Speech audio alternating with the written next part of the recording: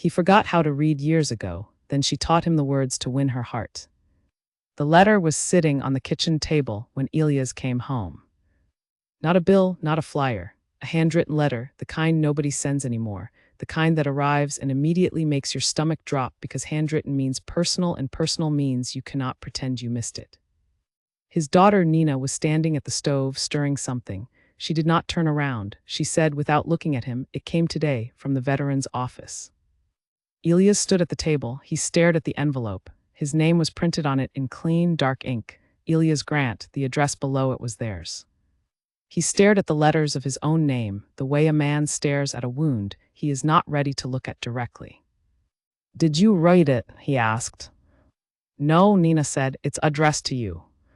She still did not turn around. She was giving him the privacy of her back, which was the kindest thing she could do, and they both knew it, and neither of them said so. Elias picked up the envelope. He turned it over once. He set it back down. "I'll get to it later," he said. He went to wash his hands. He stood at the sink for longer than washing requires. He listened to the water run and he thought about the letters inside that envelope, the shapes of them, the way they lined up and meant things to everyone in the world except him, and he thought about how 43 years is a long time to carry a secret that is not even dramatic. It is just a fact, a quiet, heavy, unremarkable fact. He forgot how to read when he was 9 years old. Not forgot exactly. Forgot is the wrong word. He was never fully taught. There was a year, 3rd grade, a school in a part of town that did not have enough books or enough teachers or enough of anything, and something in the wiring did not connect the way it was supposed to. The letters moved on him, reversed themselves, swapped positions like they were playing a game he had not been invited to join. His teacher that year was a tired woman named Mrs. Colton who had 31 students in one room and no patients left by October. When Elias read aloud and stumbled, she moved on. She did not investigate. She did not refer him anywhere. She moved on, and Elias learned very quickly that the safest thing to do was to not be noticed. He got very good at not being noticed. By 5th grade, he had a system. He listened harder than anyone else in the room. He memorized everything he heard. He watched other students' faces when the teacher asked a question, and he learned which expression meant the answer was yes and which meant no. He could follow a conversation about a text he had never read because he listened to how people talked about it, and he matched his responses to theirs. He was not stupid. That was the thing nobody understood, the thing he had never been able to explain without it sounding like an excuse. He was not stupid. He was, in fact, one of the sharper men in any room he entered. He fixed engines by sound. He could walk through a house once and tell you everything structurally wrong with it before you finished your coffee. He remembered faces, names, directions, conversations, dates. His memory was a filing cabinet that never lost anything. But the letters on a page swam. They always had. He dropped out at 16, which was not unusual in that neighborhood in that era. He went to work with his uncle doing roofing. He saved money. He joined the army at 18, and the army did not care whether you could read a novel as long as you could follow verbal instruction and carry your weight, and Elias could do both with authority. He served 8 years. He came back with a steady walk and a face that people did not bother twice and a box of his uncle's old tools. He built a life, a real one. He met a woman named Carol who read everything and asked him once early on why he never picked up a book, and he told her books put him to sleep, which was not a lie exactly, and she laughed and said that was the most honest thing a man had ever told her. They married. They had Nina. Carol got sick when Nina was 11, the slow kind of sick that takes everything by degrees, and she passed when Nina was 14. After that, it was just the two of them, Elias and Nina had her mother's habit of reading everything, and Elias had his habit of finding reasons to be in the other room when reading was involved. Nina never asked. He sometimes wondered if she knew. He never asked her if she knew. The veteran's office letter sat on the table. He came back to it after dinner. Nina had gone to her room. He sat down in the kitchen chair, the one that creaked on the left side, and he picked up the envelope and opened it and pulled out the folded paper inside. There were 3 paragraphs, he could tell that much. The letterhead at the top had a logo, and some words he recognized the shapes of. He knew what government letterheads looked like, even if the words blurred when he tried to pin them down. His name was in the first line. He recognized that. The rest was a page of shapes that told him nothing. He sat with it for a long time. Long enough that the kitchen light felt different, the way light changes when evening becomes night without you noticing the exact moment of the shift. He folded the letter back up. He put it in the envelope. He set it on top of the refrigerator, which was where things went in his house when they needed to exist but not be looked at. Then he did something he had never done before. He went looking for help. Not the next day, not even that week. It took him 11 days of walking past the community center on Fletcher Street before he read the number on the door, numbers he could manage. Numbers made sense to him in a way letters never had, and understood that the building was open on Tuesday and Thursday evenings. He had passed the flyer in the window many times. He knew what it was for. The word he could not read, he had filled in from context, the image of an open book, the silhouette of a seated figure, the phone number at the bottom. He was very good at context. Adult literacy program. He knew that was what it said without being able to read it, which was such a perfect summary of his entire life that it almost made him laugh. On a Thursday evening in October, cold enough for a jacket but not cold enough to justify the extra effort of finding his good one, he pushed open the door of the community center. The room was smaller than he expected. 6 folding tables arranged in a loose rectangle, fluorescent lights that buzzed at a frequency just below annoying, a whiteboard with something written on it that he could not read, a smell of old carpet and coffee that had been warming too long. There were 4 other people already seated, an older woman with silver hair and very straight posture, a young man, maybe 19, who was looking at his phone and trying not to appear nervous, a middle-aged man in a postal uniform still, like he had come straight from a route. A woman about Elia's age with a canvas bag on her lap and paint under her fingernails. And at the front, erasing something from the whiteboard, a woman with her back to the room. She turned when she heard the door. She was not what he had expected, though he could not have told you what he had expected. She was around 40, maybe a little past. She wore her hair pulled back in the practical way of someone who had given up fighting it. She had reading glasses pushed up on top of her head, the kind that get pushed up and forgotten there for hours. She was wearing a green cardigan that had a small pull near the left pocket, and she had not fixed it, which told him something about her immediately, though he could not have said what. She looked at him, not with pity. He had braced for pity, had his whole body organized against it the way you brace against cold, but there was no pity in her face. There was assessment, brief and efficient, the look of someone cataloging information rather than making a judgment. "You're late," she said. "Grab a chair." That was it, that was all. He grabbed a chair, he sat down at the nearest table. His hands were flat on the surface in front of him, and he was aware of how large they were, how scarred, how much they looked like hands that had never held anything more delicate than a wrench. She went back to the whiteboard. "My name is Laurel Davies," she said to the room, writing it as she spoke. She did not look back to see if they were following. "This is not a class, I want to be clear about that up front. School failed all of you in one way or another, that is why you are here, and I am not interested in recreating the experience. This is a room where we work on something together. The only rule is that you do not apologize for struggling. Struggling is the whole point of showing up." Elias stared at the back of her name on the whiteboard. Laurel Davies.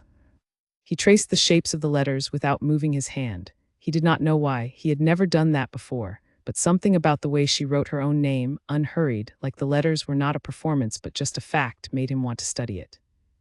He did not know, sitting in that creaking folding chair under the buzzing fluorescent light, that he was going to come back next Thursday. He did not know he was going to come back every Thursday after that for the next 8 months. He did not know that the letter on top of his refrigerator was going to wait patiently, as patient as letters always are, while he slowly, painstakingly built the machinery he needed to read it. He just knew that she had not looked at him with pity. And that was enough to stay for an hour. Which was enough.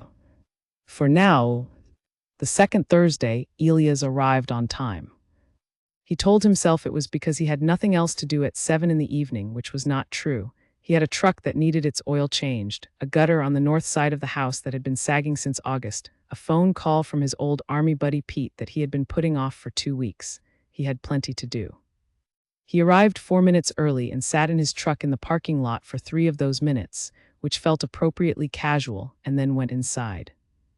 Laurel was already there. She was at the table in the corner, not at the front, and she had spread out what looked like a collection of ordinary papers, receipts, a folded newspaper page, something that looked like a takeout menu, a handwritten birthday card. She was sorting through them with the same focused attention Elias gave an engine that was making a sound he had not heard before. She looked up when he came in. Ilias, she said. The fact that she remembered his name without checking a roster, without that half-second pause of someone retrieving information, landed somewhere in his chest in a way he was not prepared for. He sat down. What's all that? He asked, nodding at the papers. Tonight's materials, she said. I don't use textbooks. Textbooks are written for children or for people who already know how to learn from textbooks. These, she spread her hand across the papers, are the actual world. If you can read a grocery receipt, you can read anything. The silver-haired woman, whose name turned out to be Agnes, arrived next, then the young man, whose name was Declan, then the postal worker, whose name was Gary. The woman with paint under her fingernails, Clara, came last, slightly out of breath. Laurel waited until they were all settled. Then she put a receipt in the center of each table and said, "Tell me everything you can get from this piece of paper without reading a single word." Ilias looked at his receipt. It was from a grocery store. He could see the logo. He could see that there were multiple lines of items and a larger number at the bottom, which was the total. He could see the date in the corner. He could see what appeared to be a store address. The date, he said, the total. It's a grocery store, that logo. I know that store. It's on Clement Street, and somebody bought more than 10 things. How do you know more than 10 things? Laurel asked. Because there's more than 10 lines. She nodded, not an enthusiastic teaching nod, just a nod, acknowledgement. He found he preferred it. Context, she said to the room. Every one of you just proved you can read more than you think you can, because reading is not just letters. Reading is information gathering. The letters are one tool, you already use the others. She said it simply, like it was not a revelation. For Ilias, it was a revelation. He had spent 43 years believing his inability to decode letters meant he was outside of reading entirely.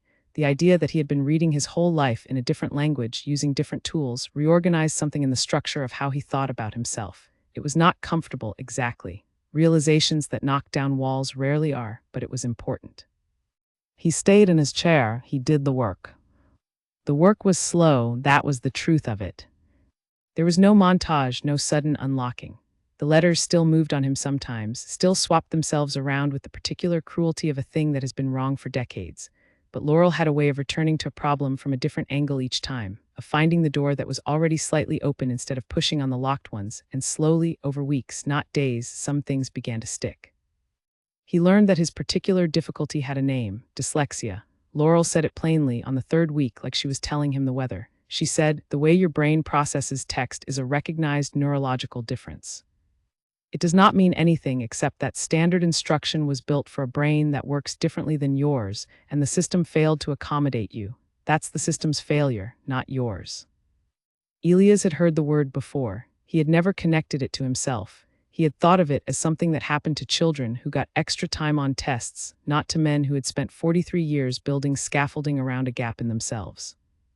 He did not say any of this out loud. He wrote the word in his notebook, slowly and with effort, each letter pressed hard into the page. Laurel watched him write it. She did not help unless he paused and looked up. She had a gift for knowing the difference between a struggle that was productive and one that had become a wall, and she only stepped in for the wall. "You pressed too hard," she said one evening, nodding at his notebook. "I know," he said. "Why?" He thought about it. "Because I don't trust it to stay," he said. She was quiet for a moment, then she said, "It'll stay." Not a promise exactly, more like a statement of engineering fact, the way a person says a joint will hold when they have done the calculation, and the calculation is sound. He pressed a little less hard the next page. The class had developed its own quiet rhythm by week 6. Agnes was methodical and patient and always brought the correct pencil. Declan was fast but sloppy and needed to be slowed down. Gary was easily frustrated and equally easily redirected. Clara read poetry in her spare time and was teaching herself because she wanted to help her youngest son, and the tenderness of that was something the whole room understood without discussing. Ilias was the slowest of all of them. He had the furthest to travel, and he had spent the longest building alternate routes. Dismantling those routes and replacing them with something direct was work that required a kind of trust he was not accustomed to, trust that the direct route would hold, trust that letting go of the workarounds would not leave him exposed in some way he could not recover from. He was aware, in the way a man is aware of something he is not going to say out loud, that some of his reluctance had nothing to do with reading. It was week 7 when he first noticed the photograph. Laurel kept a canvas bag beside her chair, the practical, boxy kind, dark blue with a fraying strap. Most of what came out of the bag was materials for class. But once, when she was searching for something at the bottom, a photograph slipped out and fell to the floor beside her chair, and she picked it up quickly, not frantically, but with a particular decisiveness, and put it back at the bottom of the bag without looking at it. The whole thing took maybe 4 seconds. Nobody else appeared to notice. Elias noticed. He did not ask about it. It was none of his business, and he knew the shape of a private grief well enough to leave it alone. He had his own. Carol's photograph was on the windowsill in the bedroom, facing east. He looked at it every morning and said good morning, and never felt foolish about it, because feeling foolish was for things that did not matter, and that photograph mattered. He kept the observation about Laurel's photograph in the same interior room where he kept everything he noticed but did not act on. It was a large room. He had furnished it over many years. Week 8 he arrived to find only Laurel in the room. The others had not arrived yet. He sat down, and she slid a piece of paper across the table to him before he had taken off his jacket. "Read that," she said. He pulled off his jacket. He sat down. He looked at the paper. It was a paragraph, short, maybe 5 sentences. The font was larger than a book's normal type. He recognized that she had done that deliberately and felt neither grateful nor embarrassed, just noted it the way you note a practical adjustment. He read, or he tried to read. The first word was easy. The second held him up for a moment. The third he got wrong, rereading it twice before the correct sound assembled. By the fourth word, he was aware of the silence in the room, of Laurel sitting across from him with her hands folded on the table, and the awareness made the letters shift more. He stopped. He put his finger under the problem word. He said slowly the sounds he was sure of. Be the vowel in the middle he was not sure, he guessed. He said the whole word. Good, Laurel said. She did not say whether he was right or wrong. She pointed to the next word. He read the whole paragraph. It took him longer than it should have. By the time he finished, his neck was warm and his jaw was tight, and he wanted deeply to say something that would redirect the room's attention to anything else. Laurel did not redirect. She said, "Read it again." He looked at her. "Again," she said. He read it again, faster, still not fast, but faster than the first time. 2 of the words that had held him up did not hold him up the second time, and that small fact, the simple, mechanical fact that repetition had made it easier, landed in him with the weight of something much larger. "Again," she said. He read it a 3rd time. By the time Agnes and Gary and the others arrived, he had read the same paragraph 7 times. The last 2 times were nearly smooth. Not smooth like a person who has read all their life, but smooth like a road that has been repaired. You can still see where the work was done, but you drive on it without difficulty. Laurel collected the paper. She said nothing about what they had just done. She moved into the evening's lesson like the previous 20 minutes had been ordinary, and something about that refusal to make it a moment, to frame it or celebrate it or acknowledge it as evidence of progress, made it more important to him than any praise would have. He drove home that night through streets he had driven 100 times. He stopped at a red light on Calvert and looked at the sign on the corner building, a hardware store. He had been buying bolts there for 11 years. He read the sign out loud, alone in the truck, just the words, just the shape of them in the air. He sat through 2 green lights doing it. The car behind him honked on the 3rd. He drove home. He did not feel triumphant.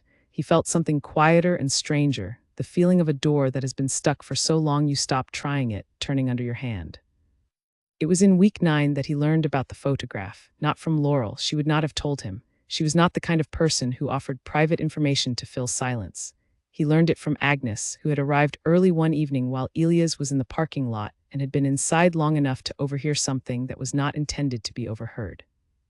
Agnes told it the way older women sometimes tell things, without decoration but with precision. Laurel had been a school teacher, not a literacy instructor, a full English teacher at a middle school for 16 years. A student in her class, a boy 13 years old who had struggled terribly with reading, had been failed by the administration's refusal to assess him for learning differences despite her repeated requests. The boy had eventually left school entirely. He was not the only one, but he was the one she had fought hardest for and lost. She had left the school after that year. She had spent the next 3 years putting together the community literacy program herself, piece by piece, building the thing the system had refused to build.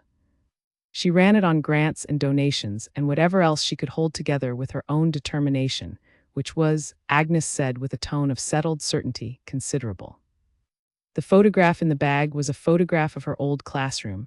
Agnes did not know this for a certainty, but she had seen the corner of it just once and she thought it was a classroom, a room full of desks, an empty room.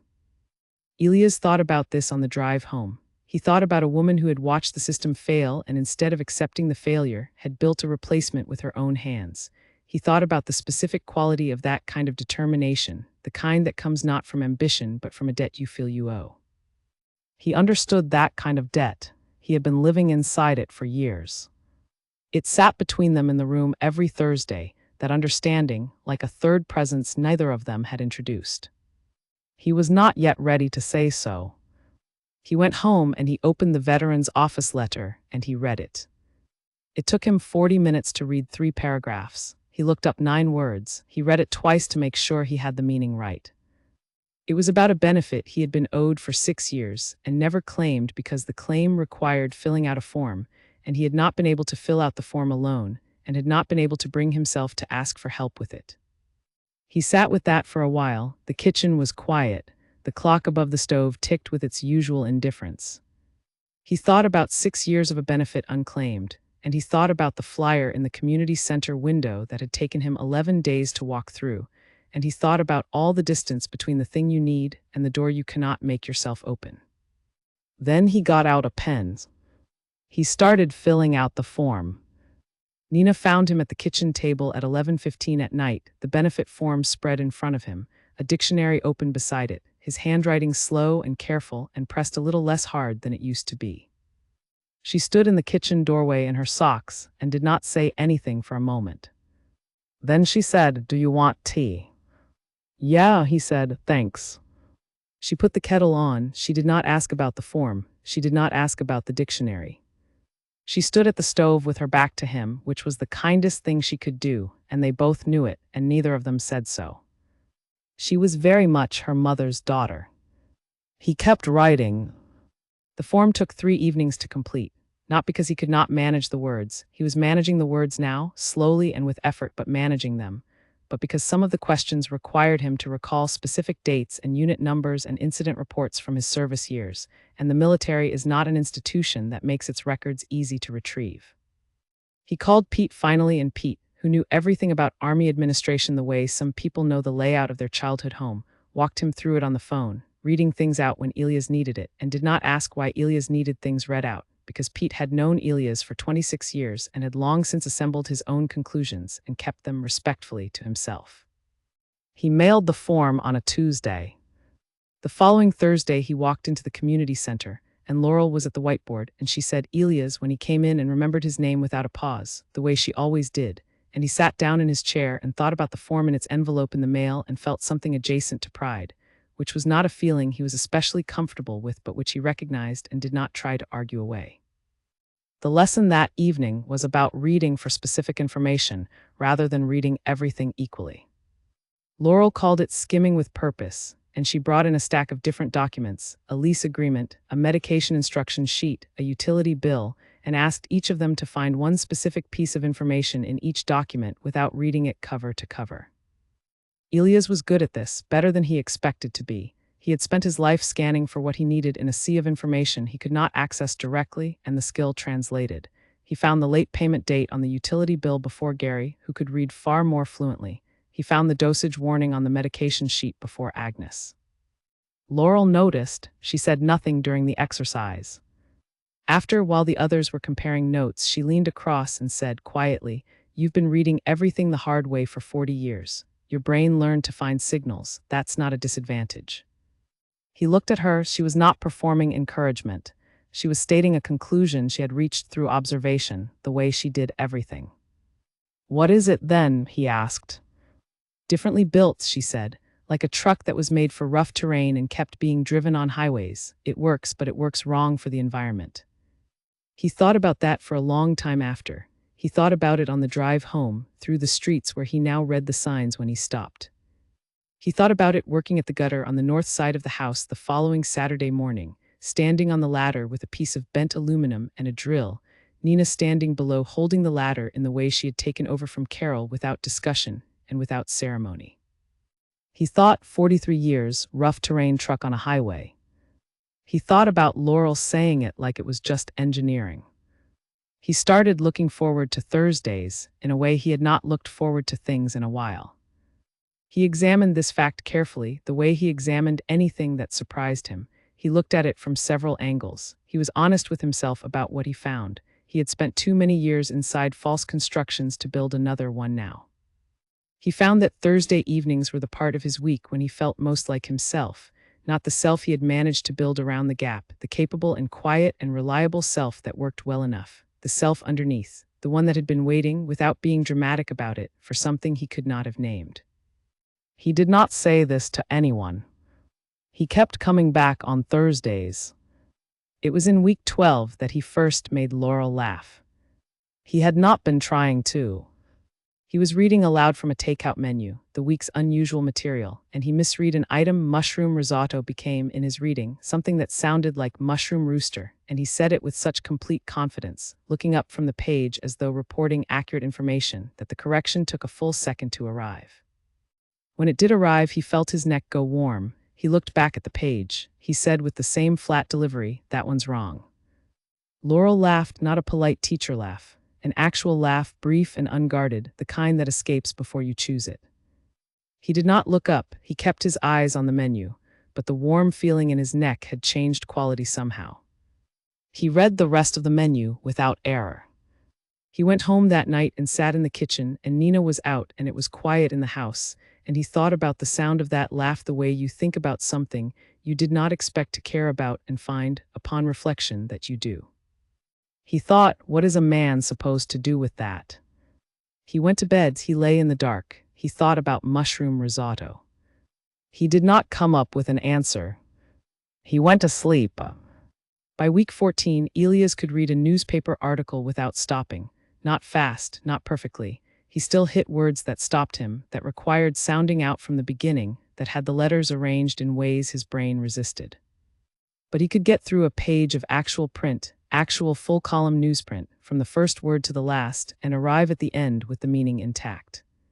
He did this alone at the kitchen table, the morning after the Thursday session where Laurel had assigned them each a page from an actual newspaper, not selected for difficulty, just the paper, whatever page she handed you, read it, and he had brought his page home because he was not finished when the session ended. He finished it at the kitchen table slowly, with the dictionary beside him, and when he reached the last sentence, he sat for a moment, and then read the entire article again from the top because he wanted to, because now that he knew where it went he could follow the path at something closer to a real pace, because there was a pleasure in it he had not expected. Reading, it turned out, was not just functional, it had a feeling. He was arriving at the feeling late, at 43, in a kitchen with old linoleum and a clock that ticked too loud, but he was arriving at it. Nina appeared in the kitchen doorway in her work clothes, keys in her hand. She saw the newspaper spread on the table. She saw the dictionary. She stood in the doorway for a moment. She said, "The program at the community center." It was not a question. She had been assembling information for 14 weeks. Elias looked up. He said, "Thursday evenings." She nodded. That was the whole conversation. It was enough. She left for work. He went back to the article, which was about a new roadway interchange being built on the east side of town, which interested him not at all, but which he read to the end for the second time because he could. The Veterans Benefit Acknowledgement arrived 2 weeks after he had mailed the form. It was a standard letter, bureaucratic and impersonal, confirming receipt and outlining the next steps. He read it himself, standing at the mailbox in the front of the house in the October cold, without going inside first. It took him 6 minutes. He knew the time because he had stood there long enough that the mailman, finishing his route down the street, came back past him and looked at him with mild concern and said, "Everything all right?" "Fine," Elias said. "Good." The mailman moved on. Elias finished the letter. He folded it. He put it in his jacket pocket and went back inside. He did not put it on top of the refrigerator. He put it in the drawer where he kept things that were resolved. It was the week after that when Laurel brought in the birthday card. It was an old card, visibly old. the kind that has been in someone's belongings for long enough to acquire a slight softness at the edges and a memory of being folded in ways that were not along the original crease. It was illustrated on the front with a somewhat faded drawing of a dog wearing a party hat, which had once been cheerful and now had the slight melancholy of a cheerful thing that has aged. She passed it around. Each of them was meant to read it, the printed text inside first, then the handwritten message below it. When it reached Elias, he looked at the card for a moment. He read the printed text without difficulty, which still surprised him, the fact that printed text was no longer difficulty, that his brain had sorted this category into manageable. He moved to the handwritten message. Handwriting was still harder. The letters were inconsistent, sized differently, shaped according to one person's particular history with a pen, and that inconsistency was its own kind of challenge. He slowed down, he worked through it. The message was from someone to someone, a name he could not read clearly at the top, saying something about a birthday and something about being proud and something about a specific day they had shared. He could not get all of it, he got most of it. He passed the card to Agnes, who was next. Laurel watched him throughout but did not ask him to read aloud. She only asked about the card after everyone had seen it. What did the handwritten part feel like to read? She asked the room. Clara said, like someone was talking. Laurel nodded. Handwriting is the closest reading gets to voice. When you can read handwriting, you're hearing someone, that's what you're working toward. She picked up the card from Agnes. She looked at it for just a moment before she put it back in her bag. Not at the bottom this time, at the top. Elias noticed. He filed it in the interior room where he kept everything he noticed but was not ready to act on. That room was getting fuller lately. He was aware that rooms only hold so much before you have to deal with what is inside them. He was not ready to deal with it. But he was aware. The following Thursday, Elias arrived and the room was rearranged. Laurel had pushed the tables to the walls and set up 6 chairs in a loose circle in the middle of the room. On each chair there was a single piece of paper, face down. She told them to sit, turn over the paper, and read the full page silently before she said anything else. He turned his page over, he read it. It was a short piece of writing, not an article, not a form, not a receipt. It was something that sounded like a personal account, someone describing a specific morning in their life, the smell of coffee and the sound of a bus, and the feeling of reading a letter that changed the direction of their day. It was simple and clean and specific, and when he reached the end, he read it again because the second reading was easier, and the second reading felt different than the first, which was the thing about reading he was still adjusting to, the way meaning opened up when you were not working so hard to decode. He turned the page over, he waited. When everyone was done, Laurel asked each of them one question: what did you feel? Not what did you understand, not what was it about. What did you feel? Clara said she felt recognized, which made sense given what Elias had learned about why she was there. Agnes said she felt calm. Gary said he was not sure feelings were his department, which made Declan laugh. Declan said it made him think about his mother. When it was Elias' turn, he thought about the questions seriously. He did not deflect. He had stopped deflecting around week 8 in the same session where he had read the paragraph 7 times, though he had not identified the connection until later. Glad, he said. Laurel waited. Glad I was reading it, he said, not working at it, reading it. There was a small silence. That, Laurel said, looking at him, is what I'm here for. He held that on the drive home. He held it the way you hold something that is more valuable than it looks, carefully, without squeezing. He did not know yet what he was going to do with it. But he was beginning to understand that something was going to have to be done. Elias started the letter on a Sunday. Not the Thursday after the reading session, not the following week. A Sunday, which was significant because he had no particular reason to be writing on a Sunday, which meant the decision to write had come from inside rather than from any external prompt. He sat at the kitchen table with a legal pad and a good pen, not his usual pen, the flat one he used for work forms, but a better one, a pen Carol had bought him years ago that he had been saving for something important without ever identifying what the important thing would be. He wrote the date at the top of the page. He thought about what he wanted to say. He had been thinking about what he wanted to say for several weeks, not consciously, but in the way a problem thinks itself through in the background while you are doing other things.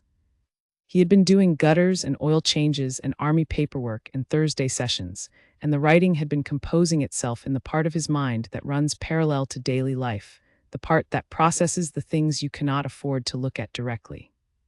What he wanted to say was this: "You looked at me on the first night without pity, and that was the first time in 40 years I felt like something other than a gap in a room." He did not write that. He sat with the pen above the paper for a long time, and then he wrote the first sentence, which was simpler. "I don't have a lot of practice writing things down." He looked at it, he read it back. It was true. It was the truest opening sentence he could produce. He kept it. The second sentence took longer. He knew what he wanted it to say, but the words that came out first were too large, the kind of words that carry so much weight they collapse the sentence around them.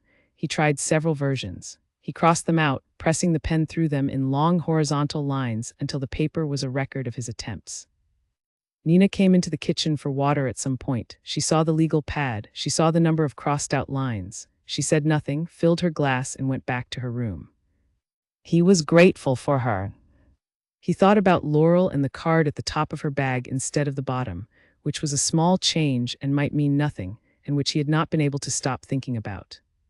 He thought about the sound of her laugh, the unguarded one, the one that came out before she chose it. He thought about a woman who had watched a system fail and rebuilt it with her own hands. He thought about what it means to be seen clearly, without adjustment, by someone who has no obligation to look clearly. He wrote the letter.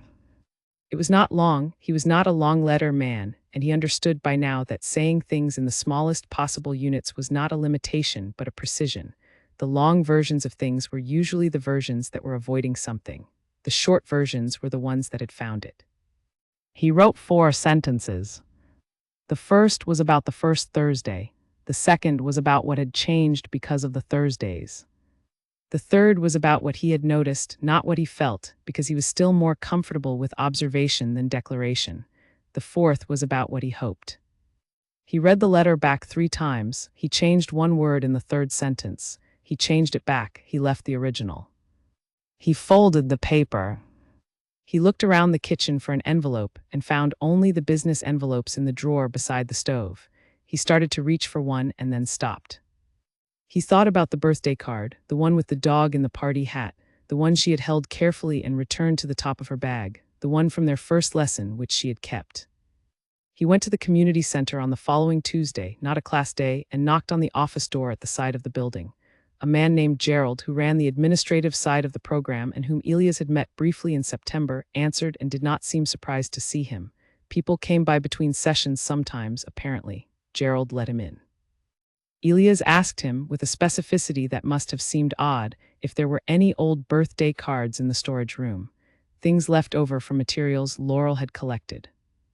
Gerald thought about it. He went into the back. He returned with a small box of miscellaneous paper goods, cards, decorative envelopes, pieces of stationery. Elias looked through it. There was no dog and party hat card. That card was in Laurel's bag. But there was another birthday card, older still than the dog one, illustrated with a simple drawing of a window with curtains and light coming through it. It had been used once long ago. There was a faint impression where someone had written on the inside and the paper had memory of it, but the card itself was blank now. Elias bought it from Gerald for 50 cents, which was the price Gerald decided on the spot, and went home. He put his letter inside the card. He sealed it. He wrote her name on the outside, just her name, Laurel. He had practiced writing it many times without her knowing he had practiced it, because it was her name and he had wanted to be able to write it well. The writing was still imperfect. His letters were still larger than necessary, still pressed harder than they needed to be, but they were hers. They were the letters she had taught him, and they were assembled in her name, and he thought that meant something, though he could not have fully articulated what.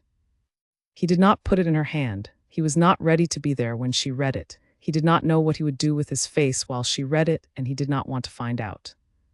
He put it on her chair on Thursday evening, 10 minutes early, before the others arrived, and then he did the only thing a man can do when he has made himself completely open to something he cannot control.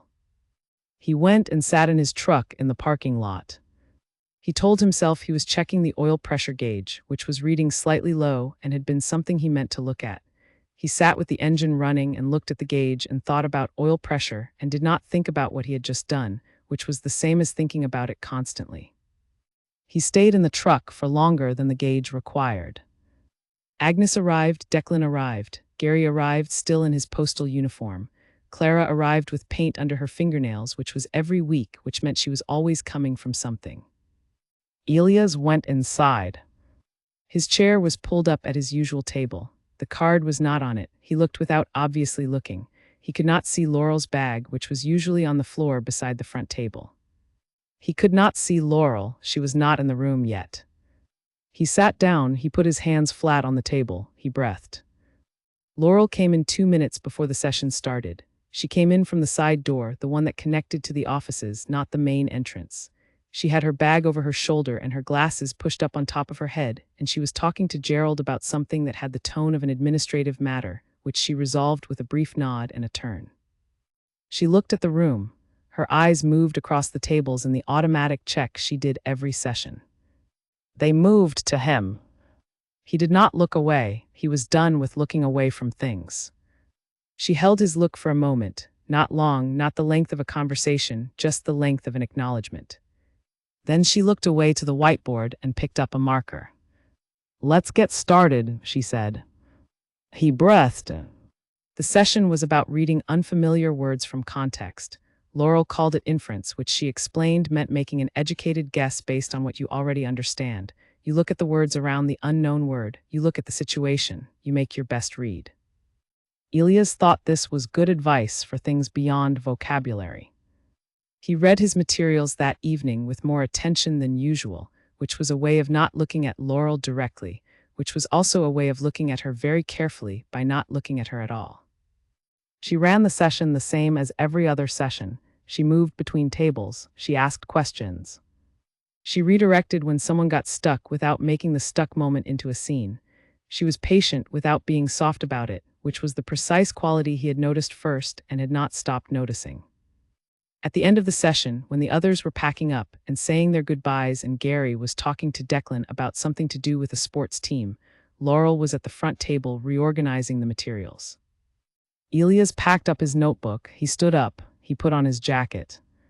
He was nearly at the door when she said, without raising her voice, without looking up from the table, "Elias." He stopped. She was still looking at the table.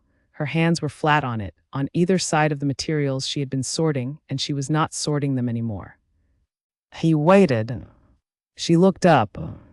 She said Tuesday. Not the next class day, Tuesday, which was not a class day. He understood what she was saying and what she was not saying, and he held both pieces of information with the care of a man who has learned, late and at some cost, that the important things require steadiness. Tuesday, he said. She nodded. She went back to the table. He went out the door. He sat in his truck. The engine turned over on the first try, which it did not always do in October. He backed out of the lot. He drove home through the streets and he read every sign he passed, out loud, alone in the dark truck, his voice filling the small space. He read them all the way home. He turned into his street. He cut the engine. He sat for a moment in the quiet. His hands were on the wheel. They were the same hands, scarred and large, that had gone flat on the table every Thursday for 4 months in a posture of readiness and concealment. They were the hands that had pressed too hard with the pen and then a little less hard. They were the hands that had sealed the envelope and written her name and let the whole thing go into the uncertain air. He looked at them. He thought, these hands have been waiting for something to be useful for. He got out of the truck. He went inside. He turned on the kitchen light. Nina was asleep. He sat at the table and he opened the dictionary, not to look anything up, just because it was there, because it was a book he had owned for 4 months and could now use, and that was still remarkable enough that he liked to sit near it, and he thought about Tuesday. The letter had said what it needed to say. He had made himself open. The rest was not something he could engineer or angle or build a workaround for. He had given the words to the air. She was going to do what she was going to do with them. He sat with that. The clock above the stove ticked. The house was quiet, with the particular quiet of a home that has survived hard years and settled into something more durable than happiness, something steadier. He was not afraid of Tuesday. He had been afraid of letters his whole life. He had been afraid of the gap, the shape of the absence, the thing the system had failed to give him and that he had failed to give himself. He had been afraid, without naming it, of being known. And then a woman with a canvas bag and a pulled thread on her cardigan had looked at him without pity and told him to grab a chair, and he had, and everything that followed had followed from that. He was not afraid of Tuesday. He was a truck built for rough terrain. He had been driving the highway for 40 years. He was ready for the terrain. Tuesday morning came in cold and bright, the kind of October morning that does not apologize for itself. Elias got up early, which was not unusual. He showered. He found his good jacket, the brown one he had not worn since a funeral in June, and he brushed it off and hung it on the chair to air out while he made coffee. He sat at the kitchen table with his coffee and the newspaper, the actual newspaper, which he now received as a physical subscription because it turned out he wanted it, and he read the front page and half of the city section and a piece about a repair project on the East Side Bridge that interested him from a structural standpoint. Nina came into the kitchen at 7:30 and saw the good jacket on the chair and poured herself coffee without comment. "Meeting," she said. "Something like that," he said. She nodded. She sat across from him. She did not ask anything more, and he did not offer anything more, and they sat with their coffee and the newspaper between them in the comfortable silence of two people who have learned, over years, how to share a house without requiring explanation.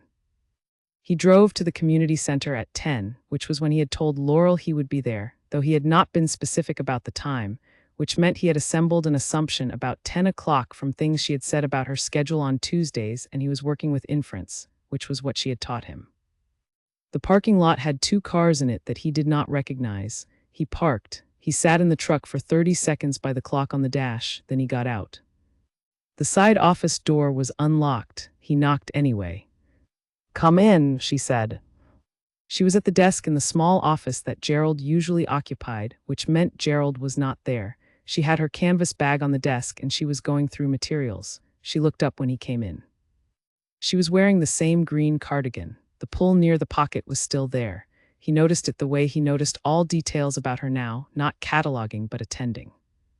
On the corner of the desk, propped against a coffee mug, was the card, the one with the window and the light, the one he had put his letter in. He saw it and she saw him see it, and neither of them mentioned it. "There's coffee," she said, nodding toward a small machine on the shelf beside the door. He poured a cup. There was nowhere to sit except the chair across from the desk. He sat in it. The desk between them had the feeling of something both of them understood was incidental. She set down the papers she was going through.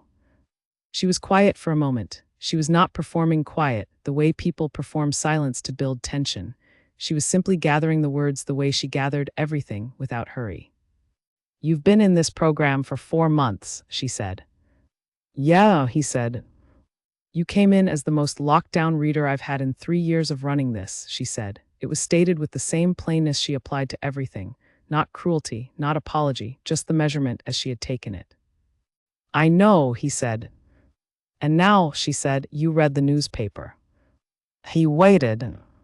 "I know you read the newspaper because I see you come in on Thursdays and you reference things from the week's news in things you say, things from the local section mostly, nothing you'd have gotten from television." He had not known she noticed that. "You filled out the Veterans Benefit form," she said. "You didn't ask me to help you with it." He had not known she knew about that either. He looked at her. "How do you know about the form?" "You mentioned the letter," she said. "The first week when I asked you why you were here, you said there was a letter you needed to read. I know what those letters usually are. The Veterans Office sends them when there's something unclaimed." He thought about the first week. He had said almost nothing. He had been working very hard at saying nothing while occupying a chair. She had heard everything he had not said. He thought, of course she had. She was a woman who had been listening to what people did not say for 16 years in a classroom, and then 3 more years building something with her own hands. Listening to what was not said was her primary skill. He should not be surprised. He was not surprised. He was something else, something he did not have the vocabulary for, which was ironic given the circumstances. He said the letter was about a benefit I'd been owed for 6 years. "Did you get it?" "They're processing it." She nodded. The morning light came through the small window in the office wall and laid a rectangle on the floor between them. Outside, someone in the parking lot was doing something with a car door that squeaked. The coffee machine on the shelf beside the door ticked as it cooled. Laurel looked at the card on the corner of the desk. She did not pick it up, she just looked at it for a moment. Then she said, "You pressed hard on every letter." He understood that she was talking about his handwriting. "I know," he said, "I'm trying to press less hard." "I noticed," she said. She looked at him then, directly, in the way she had looked at him on the first evening without pity, and he held it the way a man holds something he has been practicing to hold without flinching. "Why the card?" she said, not challenging, just asking. "You kept the other one," he said. She was quiet for a moment, a very brief moment. "The birthday card from the lesson," she said. "Yes, you noticed that." "I notice a lot of things." She tilted her head slightly, which on her face was the equivalent of a significant expression. "I know you do," she said. "I've been watching you notice things for 4 months." He waited. He was good at waiting. He had been waiting in one form or another for a long time, but this particular waiting had a different quality. This was not the waiting of avoidance. This was the waiting of a man who has said what he needed to say and is now giving the world room to respond. She reached out and touched the corner of the card on the desk. Just the corner, she did not pick it up. "Your third sentence," she said. He had written 4 sentences. The third was the one about noticing. He had not told her what he had noticed. He had only said that he had been noticing things for some time, and that noticing her specifically had reorganized something in how he moved through his days. "Yeah," he said. "That's a careful sentence," she said. "I rewrote it a few times." "I know, I can see where you changed the pressure midway through. You started hard and went lighter." He looked at her, this woman who could read the physical history of a handwritten sentence the way he could read an engine by sound. This woman who had rebuilt something the system broke, with her own hands, on her own time, from a debt she felt she owed to a 13-year-old boy she had tried to protect. He thought, "We are the same kind of person, she and I." He thought, "That is the thing I have been noticing." He said, "The photograph at the bottom of your bag." She went still, not with alarm, but with the stillness of someone who has prepared for a door to open and is now managing the opening carefully. "Agnes told you," she said. "She told me it looked like a classroom," he said. "She didn't know whose." Laurel looked at the window for a moment. The light in the rectangle on the floor had shifted, just slightly, the way light does when you've been in a room long enough to notice it moving. "It's mine," she said, "the one I left. I took the photograph on the last day." A pause. "I don't know why I kept it." "Because you're still paying the debt," he said. She looked at him. "You built this program because of the boy," he said. "But you kept the photograph because the place still belongs to you even though you left it. You can leave a room and still own some part of what happened in it." She was looking at him with an expression he had not seen on her face before. He had seen assessment. He had seen patience. He had seen that brief, unguarded laugh. He had not seen this. She said, "You've been paying attention." "I have," he said. She looked at the card again. He did not look at it. He kept his eyes on her. "Tuesday," she said, which was the word she had said on Thursday evening, and he had understood it then, and he understood it now. "Tuesday," he said. She stood up from the desk. She came around from behind it, not to the door, just to the front of it, which put her closer to the center of the room, which was its own kind of territory adjustment.